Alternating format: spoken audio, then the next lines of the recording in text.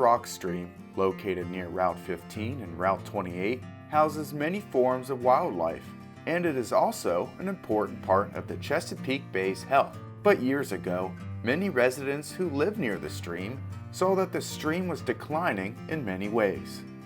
Probably about 7 years ago, we had heard a lot of residents in this area concerned about how much erosion they're seeing along the stream banks and large trees actually falling over. And what we discovered was some of the stream banks were actually 20 to 25 feet vertical banks, which is basically the stream is too far gone to leave it in that state, and all of the sediment would be eroding straight down into, in this case, the Potomac River, which ultimately would go to the Chesapeake Bay. A lot of residents were seeing a fair amount of their own property being eroded considerably over even a course of 1 year. The Office of Sustainability and Environmental Resources decided to repair the stream in 2 phases. The first phase happened over a year ago, and starting in July of 2021, Phase 2 will be on the way. The stream here in Pointer Rocks, it actually originates just upstream on the other side of Route 15 from where we're located right now. And it comes down by about 4,000 feet, and then it actually ends into where this proposed restoration is. The restoration itself is 4,100 linear feet long in total. The Phase 1 project, when we did that project about a year ago, it really reduced a lot of the stream bank erosion. We opened the cross section, we call it, in the stream to allow the stream to get out into the floodplain. The stream that's pictured behind us, it is actually still a vertical bank, and when the stream experiences a flooding event, most of that erosive velocity of the stream stays in the channel. It'll continue to erode the banks like you're seeing behind us. Phase 2 will not only consist of repairing the stream, but it will also focus on removing an existing dam and adding amenities for nearby residents. We are removing the dam from the stream, and when we remove it, what we'll be doing is we're replacing it with 2 pocket wetlands that will have wildlife in it, kind of replacing what's already here. So we will be replacing the dam with a pedestrian bridge that will cross over the stream.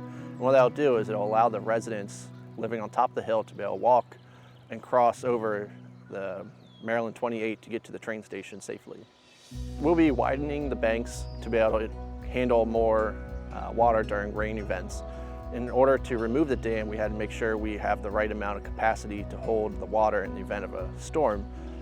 And during Phase 1, we installed a bunch of ponds up through the stream that were able to hold the water. And that same system will continue from where we left off a few years ago to where we will finish right before Route 28.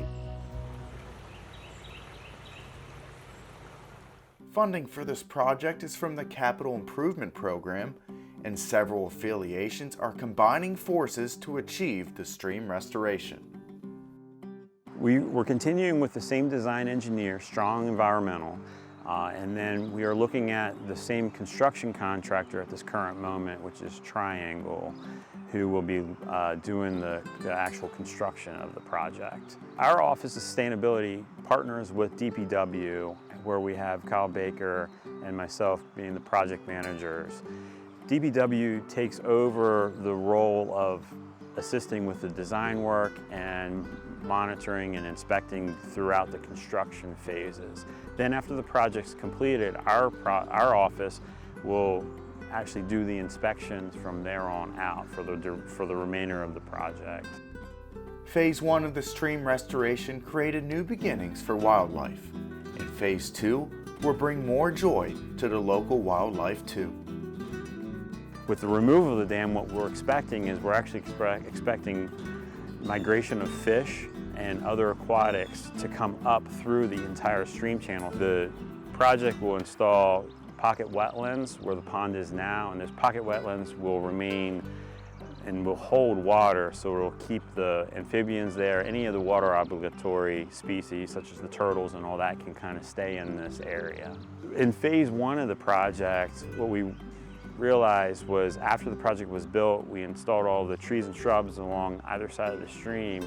We've had a couple residents come to us and say they've seen a robust amount of frogs and amphibians coming back into the restored stream reach. They're thoroughly impressed with that whole notion of build it, they will come, and it is definitely that case in Point of Rocks.